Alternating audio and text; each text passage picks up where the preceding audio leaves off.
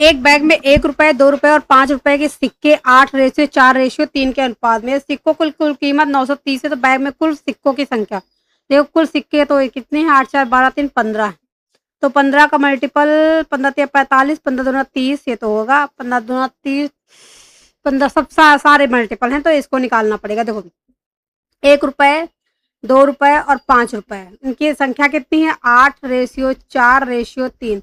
तो टोटल कितना हो जाएगा, टोटल इनकी संख्या हो जाएगी 8 प्लस अगर 2 रुपए के 4 सिक्के तो इनकी कितनी हो जाएगी, 8 प्लस 5 15, 8 दूनी 16, 31, 31 की वैल्यू यहाँ पे 930 है। कितने गुना, 30 गुना। नंबर्स कितने हैं, नंबर्स है टोटल 15, 15 सिक्के हैं, तो 15 गुणे 30, 15 तिया 45, 450, ऑप्शन बी करेक्ट आंसर। एक स्कूल में 9,632 विद्यार्थी हैं, तथा स्कूल में लड़कों और लड़कियों की संख्या का अनुपात 17:11, तो स्कूल में लड़कों की संख्या 17, ठीक है।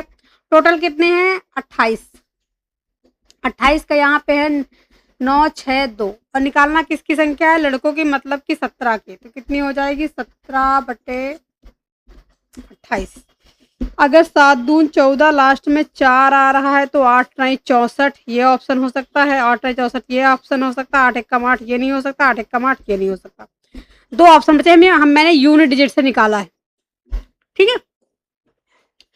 अब अगर यहाँ से हम काट देते हैं इसको, 17 का मल्टीपल भी आए, छोड़ो, 4 सते 28, 7 से काटेंगे, 7 चौक 28, 7 एकम 7, 2 यहाँ पे आ गया, 7 त्रिक 21, 5 7 फता 49, 7 49 फटाफट 56 और 4 फटाफट 56 और, अरे यार रुक जाओ, थोड़ा सा गड़बड़ हो गया है। देखो 7 से मल्टीप्लाई, 7 चौक 28, 7 एकम 7, यहाँ पे 2 आ गया, 26 हो जाएगा, 7 त्रिक 21, यहाँ से 5 बच गया, 7 सता 49, यहाँ पे 4 बच गया, 7 छंग 42, और 4 से काटेंगे, 4 3 12, 4 चौक 16, 4 चौक 16 गुणे 17, 17 चौको 68, 6 17 चौको 68, फिर आ जाएगा 8 से 14, एक ही ऑप्शन है, ऑप्शन ए। 17 चौको 68, 8 से 14 और 7 17 51, कितना आ जाएगा, 58, 58 48, ऑप्शन ए करेक्ट आंसर है। सिंपल सा क्वेश्चन है जो है, ये जो है परसेंटेज का बहुत ही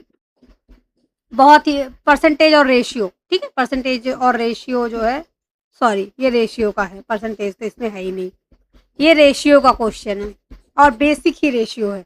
correct answer, the mean proportion of 18 और 128, मीन प्रोपोर्शन देखो, जैसे दो नंबर हैं ए और बी, तो मीन प्रोपोर्शन क्या होता है, मीन प्रोपोर्शनल क्या होता है, मीन प्रोपोर्शनल हो जाता है अंडर रूट ए बी। तो यहाँ पे कितना हो जाएगा, 18 गुणे 128।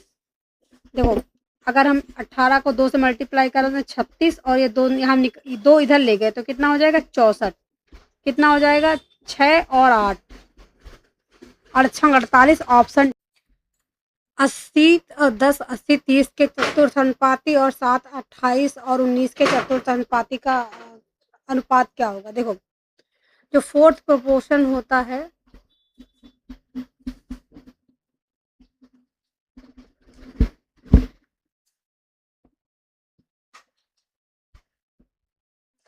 ए बी और सी होते हैं, तो A B upon sorry B C upon A होता है। एक तो ये तरीका है, आप यहाँ से बी सी जो है इन दोनों का मल्टीप्लाई करके 80 गुणे 30/10 कर सकते हैं, 0 से 0 कट जाएगा, 240 आ गया, ठीक है। इसी तरह दोनों में कर सकते हैं, कितना हो जाएगा ये, 28 गुणे 19/7, 7 चौक 28, 76, 19 चौक 76 हो जाएगा, 4 से कट जाएगा, 4 से कट जाएगा, तो ये 60 और 19 आ जाए। एक तो तरीका ये है, एक तरीका ये है कि देखो ये इसका 8 गुना है, मल्टीप्लाई 8 है, तो इसका भी 8 गुना फोर्थ वाला हो जाएगा, जो कि हो जाएगा 240। ये इसका 4 गुना है, तो ये भी 19 का भी अगला फोर्थ वाला 4 गुना हो जाएगा, जो कि हो जाएगा 76, ठीक है। तो ये भी 60 और 19 हो जाएगा, ऑप्शन बी करेक्ट आंसर हो जाएगा। फोर्थ प्रोपोर्शन होता है बी सी अपॉन ए, करेक्ट आंसर है ऑप्शन। यदि 3a बराबर 4b बराबर 8c है, तो a और b सी का रेशियो बताना है। देखो जब भी ऐसा होता है क्या हो जाएगा, एक ए बी और सी का जो रेशियो हो जाएगा 1/3, 1/4 और 1/8। इसका एलसीएम लेंगे कितना आ जाएगा, 12। 12 आ जाएगा तो ये 4 हो जाएगा, ये सॉरी 12 नहीं होगा, 12 नहीं होगा, यहाँ पे कितना हो जाएगा, 8 त्रिक 24 हो जाएगा। ठीक है, 24 हो जाएगा तो 3/24 8 आ जाएगा, और ये 6 चौक 24 हो जाएगा, और 8 त्रिक 24 हो जाएगा। यहाँ पे जो है एलसीएम हो जाएगा 24। 8:6:3, ऑप्शन बी करेक्ट आंसर आ जाएगा। अगर एक्स ए बराबर वाई बी बराबर जेड सी होता है तो A ratio B ratio C जो होता है वो 1/x 1/y 1/। यदि ए रेशियो बी 1:3 है, बी रेशियो सी 5:7 है, और सी रेशियो डी 9:7 है, ए बी सी डी का मान बताइए। देखो ए का रेशियो आप ऑप्शन से भी चेक कर सकते हैं। ए का रेशियो 1 है तो बी का रेशियो उसका 3 गुना है, 15 × 75। यहाँ पे 1:5 हो रहा है तो ये ऑप्शन नहीं होगा। यहाँ पे 15 × 45 ये भी हो रहा है, यहाँ पे 5 से तो बिल्कुल नहीं होगा। 25 × 75 दो अभी ऑप्शन मैच करते हैं। अगले में आते हैं बी और सी का रेशियो। बी और सी का रेशियो है 5:7। अगर ये 5 है तो 9 9 7 63, ये तो मैच कर रहा है। पर यहाँ पे देखो 15 × 75 15 7 105, ये भी इसको सेटिस्फाई कर रहा है। अगला देखो सी का रेशियो अगर 9 है तो डी का रेशियो 5 होगा। 9 7 63 7 5 35, ये इसको जो है सेटिस्फाई कर रहा है। यहाँ पे देखें 9 1 कम 9 है तो 9 से कट ही नहीं रहा है। कितना हो जाएगा 9 1, अगर 9 की वैल्यू यहाँ पे 105 है तो 5 की वैल्यू कितनी हो जाएगी, 5 की वैल्यू हो जाएगा 5/9, 3 तरह की 9, 3 तरह की 9, तीनों नहीं तो कट ही नहीं रहा, तो ये ऑप्शन भी नहीं हो रहा। एक ही ऑप्शन बचा, ये तो है ऑप्शन के तरीके से। लेकिन अगर इसको बेसिक तरीके से सॉल्व कर, ठीक है, इसको बेसिक तरीके से सॉल्व करते हैं तो ए रेशियो बी दिया है 1:3 और बी रेशियो सी दिया है 5:7। अब बी यहाँ भी है, बी यहाँ भी है, तो हमें दोनों में बी को बराबर करना पड़ेगा। बी को बराबर करने के लिए क्या करेंगे, इसको 5 से मल्टीप्लाई करवाएंगे, इसको 3 से मल्टीप्लाई करवाएंगे। तो यहाँ पे A ratio B ratio C आ जाएगा 5 और बी का आ जाएगा 15 और सी का आ जाएगा 21। ठीक है, अब यहाँ पे देखो सी रेशियो डी कितना है, 9:5। अब यहाँ पे 21 है, यहाँ पे 9 है, तो हमें सी को बराबर करना पड़ेगा। कितना हो जाएगा, देखो 3 यहाँ से मिलेगा, 3 × 7 21 और यहाँ से 3 आएगा, 3 तरह की 9 9 7 63। 63 करने के लिए इसको 3 से मल्टीप्लाई करना पड़ेगा, इसको 7 से मल्टीप्लाई करना पड़ेगा। तो A ratio B ratio C ratio D कितना हो जाएगा, 5 × 15 15 × 45 और ये 63 और 5 × 7 35। ठीक है, 963, यहाँ भी 63 सी हो जाएगा। तो जो कॉमन है उनको बराबर करना पड़ेगा। इस तरीके से basic option C correct answer हो जाएगा। ऑप्शन से सॉल्व करना ज़्यादा आसान होगा। यहाँ पे हमें पूरा अंत तक जाना पड़ा सॉल्व करने के लिए। कभी कभी ऑप्शन इतने आसान देते कि एक या दो भी आप कंपेयर कर लोगे तो आसानी से आंसर निकल आएगा। करेक्ट आंसर यदि ए रेशियो बी तो रेशियो 3 है और साथ a³ - 2b³ ratio b³ - a³ निकाल। देखो रेशियो से रेशियो निकालना, चुपचाप ए और बी की वैल्यू यहाँ पे पुट कर देते। कितना हो जाएगा, 6a³ - 2b³ upon b³ - a³। कितना करेंगे, 7 गुणे हो जाएगा 8 और 2 गुणे 3 का क्यूब हो जाएगा 27। नीचे करेंगे b का क्यूब करेंगे तो हो जाएगा 27 और -8। ये कितना हो जाएगा, 56 -27 दूनी 54 और यहाँ से हो जाएगा 19। ठीक है, 19 एक ही ऑप्शन में है जो कि है ऑप्शन ए, 2/19। ए और बी के वेतन का अनुपात 4:5 है। यदि ए के वेतन में 20% की वृद्धि की जाए और बी के वेतन में 10% की कमी की जाए तो उसके वेतन का नया अनुपात क्या होगा। देखो ए का वेतन 4/5 है, ए और बी का। ठीक है, इसमें क्या किया जाता है, 20% की वृद्धि की जाती है तो ये 120 हो जाएगा, बटे 100 करेंगे, दोनों का रेशियो निकालना है, कट जाएगा। और यहाँ पे 90% का हो जाएगा क्योंकि 10% की कमी हुई है। कितना कटेगा? 3 चौक 12 और 3 त्रिक 9, कितना आ जाएगा? 4 चौक 16, 5 तिक 15, 16 15।